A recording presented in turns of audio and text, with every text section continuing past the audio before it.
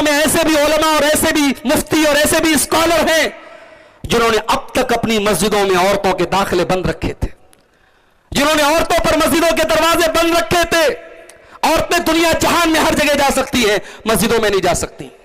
اب جب بڑی تعداد میں مسلمان لڑکیاں مرتد ہو رہی ہیں، یو پی کے بریلی میں ایک مدرسے میں 8 سال پڑھنے والی لڑکی، 8 سال مدرسے میں تعلیم حاصل کرنے والی لڑکی جب مرتد ہوئی ہے، تب قوم کی پٹی کھلی ہے، اور اب دھیرے دھیرے آوازیں آ رہی کہ نہیں صاحب، عورتیں بھی مسجد میں جا سکتی ہیں۔ الحمدللہ یہ جماعت اہل حدیث کا اسٹیج، اور بڑے وثوق اور بڑے یقین اور بڑے اعتماد کے ساتھ ہم کہتے ہیں کہ ہم نے اس دور میں عورتوں کو یہ حق دیا تھا جب کوئی یہ حق عورتوں کو دینا نہیں چاہتا تھا۔ ہماری مسجدوں کے دروازے عورتوں کے لیے کل بھی کھلے تھے، اور آج بھی کھلے، اور انشاءاللہ کل بھی کھلے رہیں گے۔ ہماری عیدین کی نمازوں میں ہر زمانے میں عورتیں شامل ہوتی رہی ہیں۔ کیوں؟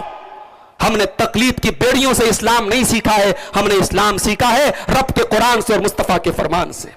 اور میرے نبی کا فرمان ہے لا تمنعوا اماء اللہ عن المساجد، اللہ کی بندیوں کو مسجد میں جانے سے مت روکو۔ میرے نبی کا فرمان ہے کہ عورتوں کو عیدگاہ میں لے کے جاؤ، اگر کسی عورت کے پاس چادر نہ ہو اپنی سہیلی سے چادر لے کے جائے، حتیٰ کہ پیریڈ والی عورتیں بھی جائیں، عیدگاہ میں نماز سے الگ رہیں گی مگر امام کی دعا میں شامل رہیں گی۔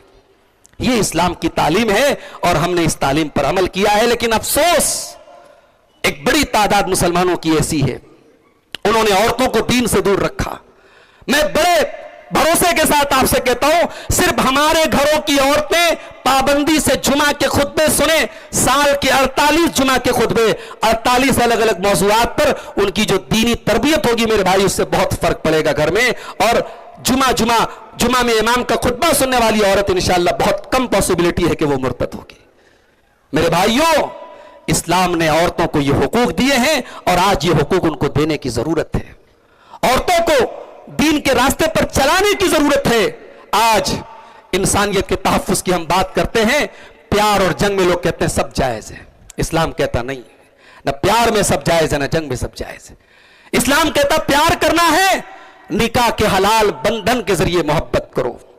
نکاح کے حلال بندھن کے ذریعے مرد و عورت میں جو محبت اور جو پیار ہوتی ہے وہ پیار ہے، اور باقی پیار کے نام پہ لشٹ ہے، ہوس ہے، واسنا ہے، شہوتوں کو پورا کرنا ہے۔